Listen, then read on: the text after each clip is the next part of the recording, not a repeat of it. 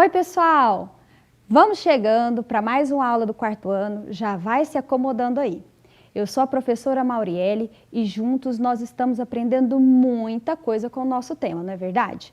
Produção e circulação de mercadorias no cotidiano. Eu espero que vocês estejam gostando e põe animação aí para essa aula render legal, combinado? Nós já estamos por dentro das etapas de produção de alguns produtos, não é verdade? E aí, você já conseguiu encontrar um trabalhador da indústria para bater um papo, conversar um pouquinho? Ele te contou como que é o trabalho? É bem interessante, se você tiver oportunidade, conversa com alguém. E você conseguiu pesquisar as etapas de produção daquele objeto que você escolheu? Ah, sim, quem conseguiu realizar a pesquisa deve ter descobrido muita coisa legal. E hoje nós vamos dar continuidade ao estudo desse tema, só que nós vamos abordar outros aspectos. Bom, e para isso, nós analisaremos a participação de micro-organismos na produção de alimentos. Nós também vamos ler e compreender os elementos do texto narrativo conto. E em matemática, trabalharemos com os números racionais no sistema monetário. Então, se organiza aí, que a nossa aula já vai começar.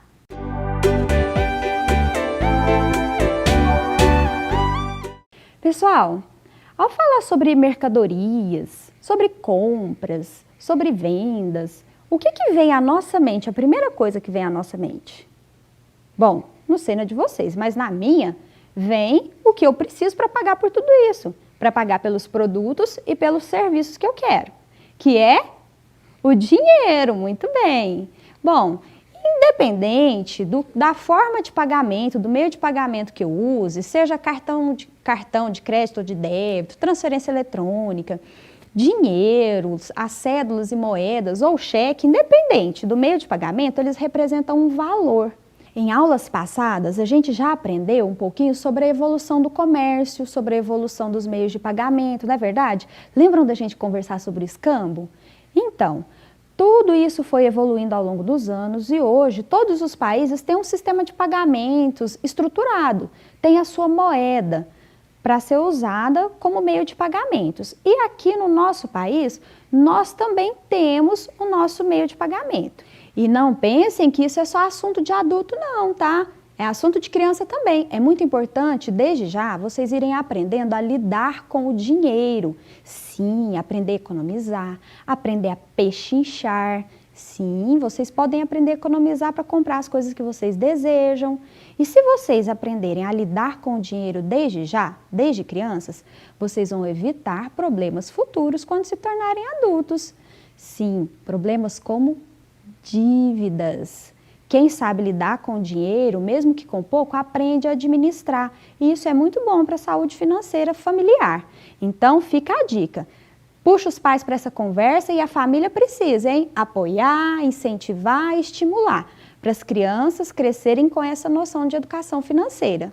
Bom, mas então, como é que é organizado, né? Como que é estruturado o nosso sistema monetário? Vamos observar.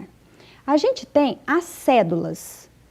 Cédula de R$ 2, R$ 5, a cédula de R$ 10, a cédula de R$ 20, R$ 50 e R$ 100. E nesse ano de 2020 chegou uma novidade, hein? A cédula de R$ 200. Além das cédulas, nós temos o quê? As moedas, muito bem. A de 1 centavo, que não está muito em circulação, a de 5 centavos, 10 centavos, 25 centavos e 50 centavos e R$1. Então agora, vamos compreender um pouco melhor essa representação numérica. Vejam, quando nós vamos escrever um valor que representa o nosso sistema monetário, a gente utiliza o R maiúsculo no início, que representa o real, o cifrão, que é o símbolo universal do dinheiro. Aí nós temos aqui um número racional, quer dizer, um número que tem uma parte inteira e uma parte fracionária. Nesse caso, a parte inteira está aqui nos reais, R$12. E a parte fracionária está nos centavos, 50 centavos. Para esse centavo chegar lá no inteiro, que é R$1, a gente precisaria de mais 50 centavos. Aí ele ficaria inteiro. 50 mais 50, R$1. Lembram-se quando a gente trabalhou os números fracionários, as frações? Então, a fração, a parte fracionária, ela representa uma parte de algo inteiro. Aqui, quando nós escrevemos esse número decimal fracionário, convenciona-se usar a vírgula para separar o inteiro da parte fracionária. Então, sempre que a gente for escrever esse tipo de numeral ou fazer as operações com eles, a gente tem que se atentar para a posição da vírgula. Logo, logo vocês vão entender um pouquinho mais. E esse valor a gente lê R$12,50. Agora, pessoal, vejam uma coisa. Quanto menor é o valor da minha moeda, mais moedas eu vou precisar para chegar no inteiro. Olha isso. Quantas moedas de 1 centavo eu preciso para ter R$1? 100 moedas. Quantas de 5 centavos? 20 moedas. Quantas de 10 centavos? 10 moedas. Percebem que à medida que eu vou aumentando o valor das minhas moedas, eu preciso de menos moedas para chegar ao inteiro? Quer dizer que as partes estão ficando maiores. 25 centavos, quantas moedas?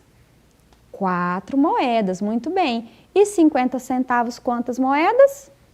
2 moedas, é isso aí. Então, pessoal, agora nós vamos observar esse numeral decimal no quadro posicional.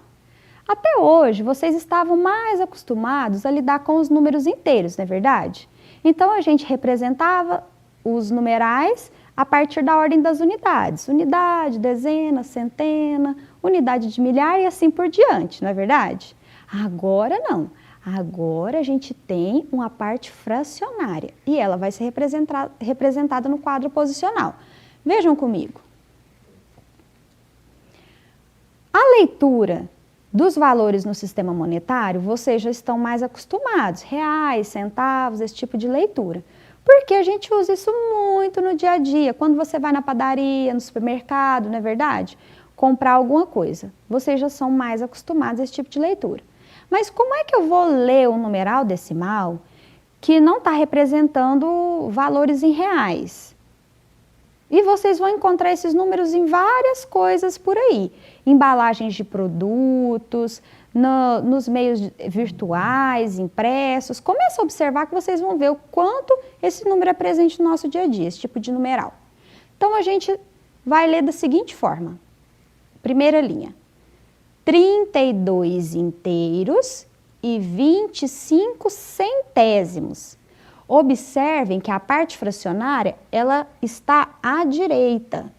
Então, aqui na unidade nós temos a vírgula separando. A primeira ordem após a unidade é o décimo. E a segunda é o centésimo. E olha, gente, vale aquela regra do nunca 10 ainda, tudo bem? Eu não posso pôr algarismos além de 9. Completou 10, pula para a próxima casa. Só que aqui é um pouquinho diferente, combinado? Então, vamos ler as próximas. Fica assim, 120 inteiros e 1 décimo. Vejam, no centésimo tem 0. Então, eu leio 1 décimo. Próximo, tenta aí comigo. 9 inteiros e 95 centésimos. 2 inteiros e 5 décimos. E aqui não tem inteiro, então como que eu vou ler? 45 centésimos. Sempre que você encontrar esse tipo de numeral, tenta fazer a leitura, vai praticando que vai ficando mais fácil, combinado? Bom, galera, agora vocês já sabem um pouquinho mais sobre esse tipo de numeral, vamos fazer um desafio.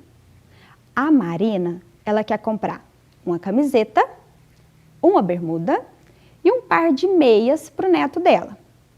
E aí, o neto dela escolheu essas opções. Analisa aí. Ele escolheu 2 tipos de camiseta, 2 tipos de bermuda e 2 pares de meias diferentes para a Marina escolher entre essas opções o presente que ela queria dar para o neto dela. Mas a Marina quer economizar. Sim, ela quer gastar menos. Então, quais opções a Marina deve escolher para poder gastar menos?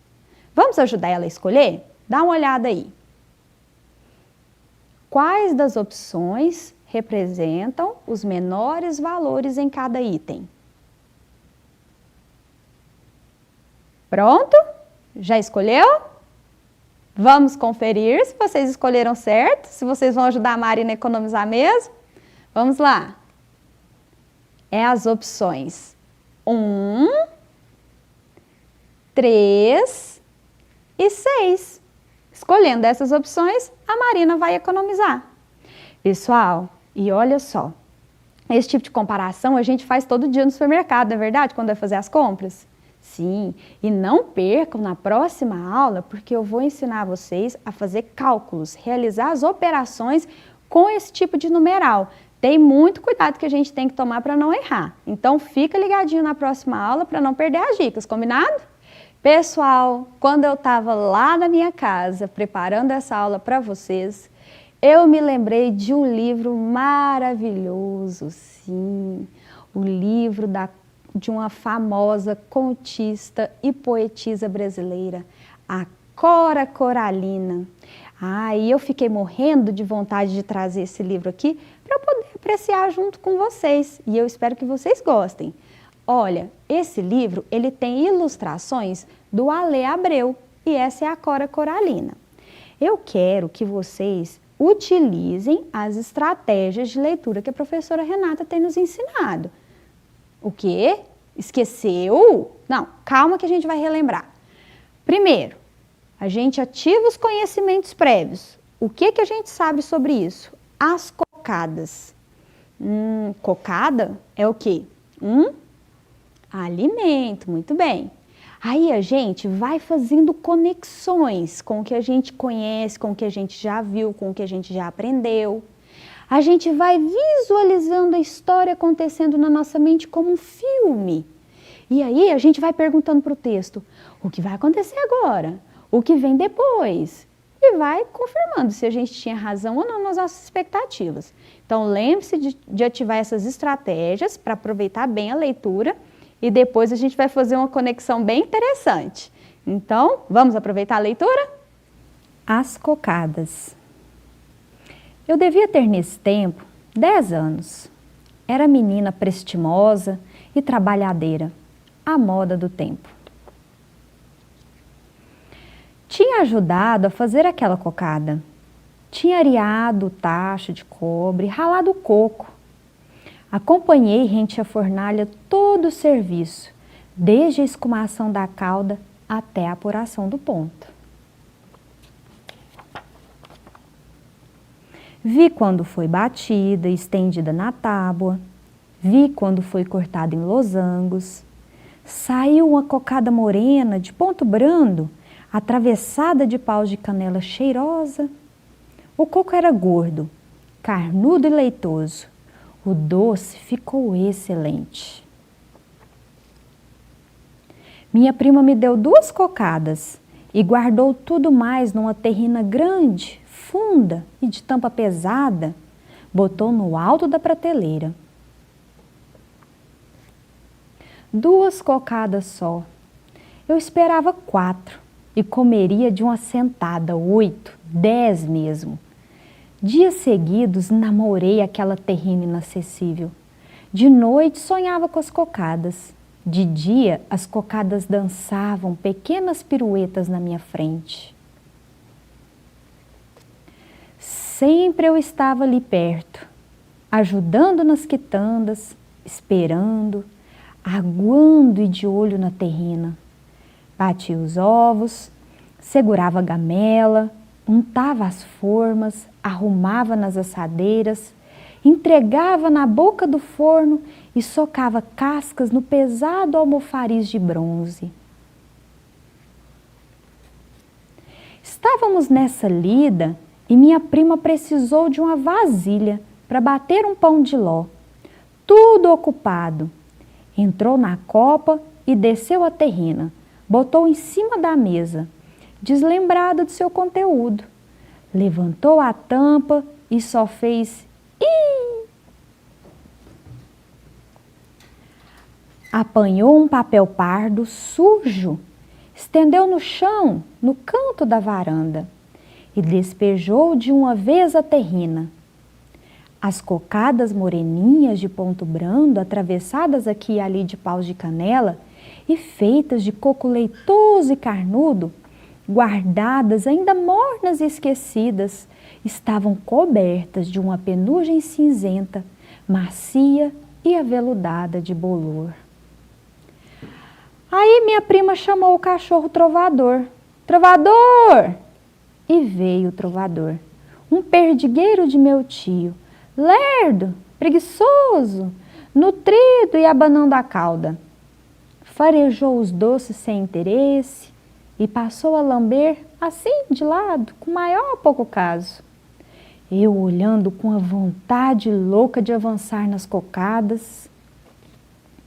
Até hoje, quando me lembro disso, sinto dentro de mim uma revolta mais dolorida, de não ter enfrentado, decidida, resoluta, malcriada e cínica, aqueles adultos negligentes e partilhado das cocadas bolorentas com o cachorro. E aí, pessoal, gostaram da leitura? Ai, eu preciso confessar para vocês, quando eu li essa história pela primeira vez, eu me senti sentada junto a uma pessoa mais velha, me contando histórias da sua época de infância, da sua época de juventude. E vocês? Vocês tiveram essa sensação também? Ai, eu adoro ouvir histórias das pessoas mais velhas. Eu mergulho numa viagem ao passado. É maravilhoso. Pessoal, agora nós vamos entrar um pouquinho e conhecer os elementos desse tipo de texto, desse gênero textual conto, porque na próxima aula tem uma proposta de produção de texto para vocês. Então, vamos ficar bem atentos aos elementos do conto, tudo bem? Vamos lá? Bom, pessoal, então vamos aos elementos do conto. Bom, muito importante é o enredo. O enredo são os acontecimentos da narração da nossa história.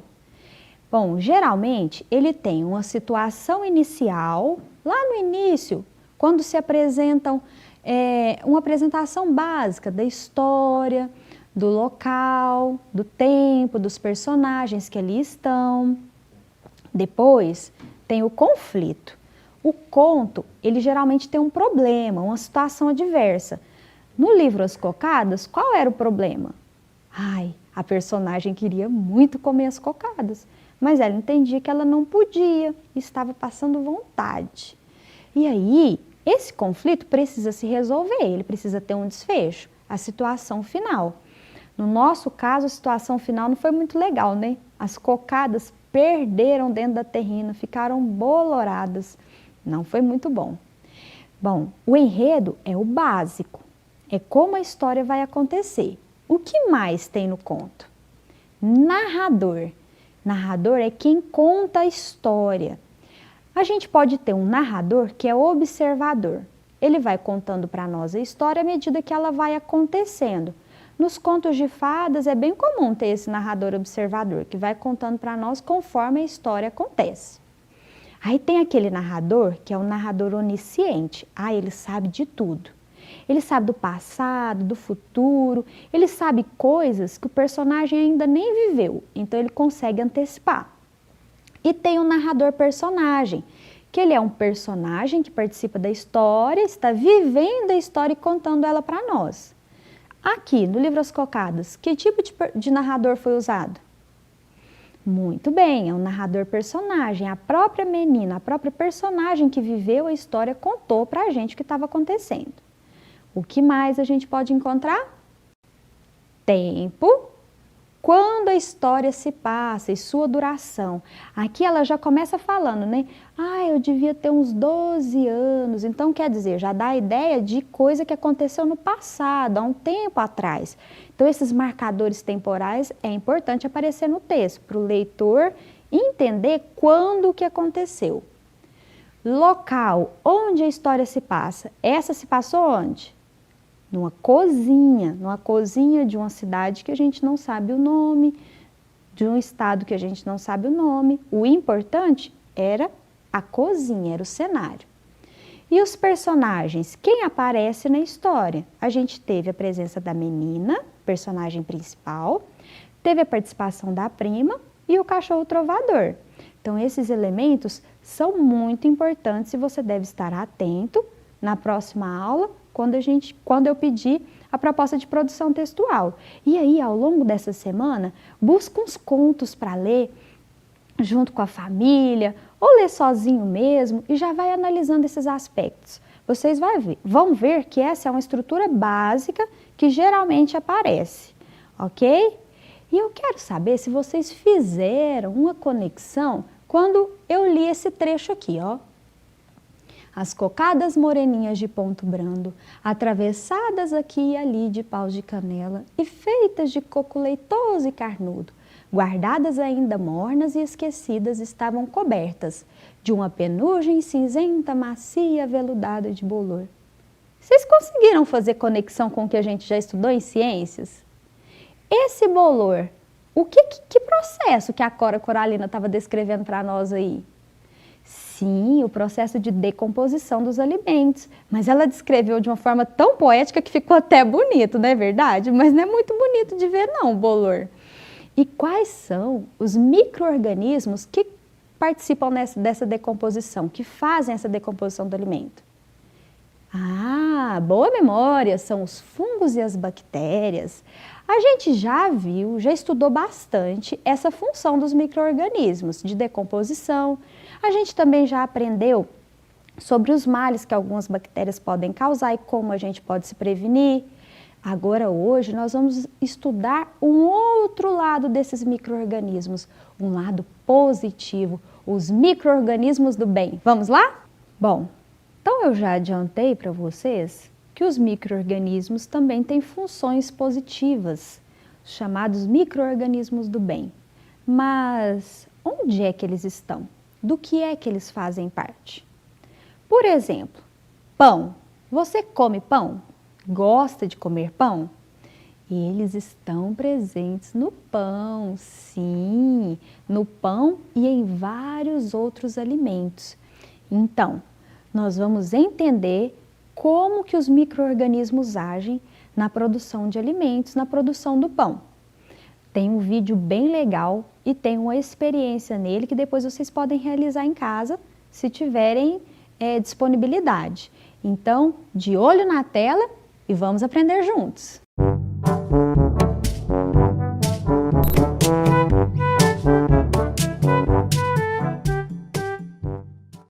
Quem é que não gosta de sentir aquele cheirinho bom de pão que vem lá da cozinha da vovó na hora do lanche? Melhor ainda é colocar a mão na massa e ajudar a fazer as gostosuras. O pão, antes uma massa pastosa e consistente, quando levado ao forno, transforma-se numa massa fofa, macia e gostosa. Mas como será que isso acontece? A transformação é resultado de uma reação química chamada fermentação, que vamos entender melhor no experimento de hoje. Você vai precisar de 3 garrafas de refrigerante pequenas, 3 balões de borracha, 4 colheres de sopa de fermento biológico seco, 4 colheres de sobremesa de açúcar, 4 colheres de sobremesa de farinha de trigo, água morna, fita adesiva e um funil, que pode ser feito com papel. Para começar, numere as garrafinhas de 1 a 3. Depois, despeje em cada uma delas aproximadamente 4 dedos de água morna. Na garrafa número 1, adicione 2 colheres de açúcar. Na garrafa número 2, adicione 2 colheres de farinha de trigo. Na terceira, junte 2 colheres de açúcar e 2 colheres de farinha. Agora é a vez do fermento. Coloque 1 colher de sopa em cada garrafa. Em seguida, e bem rapidinho, coloque um balão no gargalo de cada garrafa e prenda com a fita adesiva. Veja como cada balão incha. Você saberia dizer agora qual é o ingrediente que faz isso acontecer? Em todos os casos, o que fez os balões incharem foi o gás carbônico. E como ele foi parar dentro das garrafas? O gás carbônico foi formado pela reação que ocorreu entre o açúcar e o fermento dentro das garrafas. Aliás, isso também acontece quando preparamos um pão. É o gás carbônico que faz a massa crescer. O fermento biológico que usamos é, na verdade, uma levedura capaz de transformar o açúcar em gás carbônico e álcool, numa reação química chamada fermentação. Já a água morna que colocamos nas garrafas facilitou o contato entre as partículas de fermento e açúcar, tornando a fermentação mais rápida. Sem a água, a produção de gás poderia acontecer, mas levaria muito mais tempo. Você pode estar se perguntando, por que se formou gás na garrafa 2 que não continha açúcar? Bem, a farinha de trigo é uma mistura de várias substâncias e o açúcar é uma delas, por isso ocorreu a reação. Agora que você já entendeu direitinho a fermentação, pode correr à padaria mais próxima e comprar um pãozinho para comemorar. Este experimento foi adaptado da CHC 90, que traz muitos textos bacanas.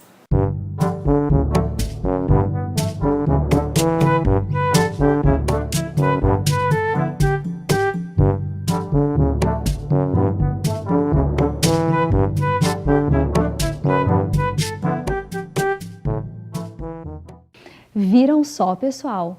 Que interessante! Os micro-organismos, eles vão se alimentando do açúcar presente na farinha e aí vai resultando nessa fermentação. Antigamente era diferente atingir esse fermento, ter esse fermento. A produção do pão antigamente era um pouco diferente. Levavam vários dias, ia se misturando água com farinha, dia após dia, e aí os micro-organismos do ar entravam em contato com aquela mistura, iam se alimentando do açúcar presente na farinha e liberando o gás carbônico que fazia esse fermento crescer, e esse fermento adicionado à massa também fazia a massa crescer. Mas hoje, com a evolução que nós tivemos, hoje eu não preciso de vários dias para poder conseguir fazer meu pão e para conseguir esse fermento. No supermercado a gente encontra vários tipos de fermento que a gente pode usar para fazer o nosso pão, o nosso bolo. É bem mais fácil e bem mais rápido. E não é só o pão, viu, pessoal, que utiliza essa técnica de fermentação para produzir alimentos, não. Acompanha aqui comigo. A uva, quando fermentada, é produzido vinho. A maçã, quando fermentada, produzido vinagre. O leite, quando fermentado, é produzido iogurte. Vocês sabiam que o iogurte sofre esse processo de fermentação? E tem vários alimentos que utilizam o micro-organismo na fermentação e na sua produção. Mas será que é só na indústria alimentícia que os micro-organismos estão presentes? Já te adianto, não é, mas não vou entregar a resposta pronta não. O que vocês acham de fazer uma pesquisa durante essa semana? Vamos tentar pesquisar, descobrir. Se você não tiver acesso à internet, não tem problema não. Conversa, pergunta para os seus familiares, para as pessoas que estão perto de você, onde mais os micro-organismos são usados? Na produção de quê? Em quais outras indústrias? Vocês vão se surpreender. E na próxima semana, a gente vai conversar um pouco mais sobre isso, sobre onde mais a gente pode encontrar esses micro-organismos do bem que nos ajudam e facilitam o nosso dia a dia.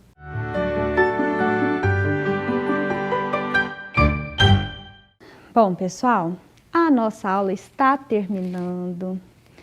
Não se esqueçam de realizar todas as atividades. Hoje nós aprendemos um pouco mais sobre sistema monetário, estrutura do conto, os micro-organismos do bem. E essa conversa não termina aqui, viu? Nós vamos continuar essa conversa na semana que vem com muita atividade e proposta legal. Então, não se esqueçam de devolver as atividades realizadas para as escolas para serem corrigidas. Tchau!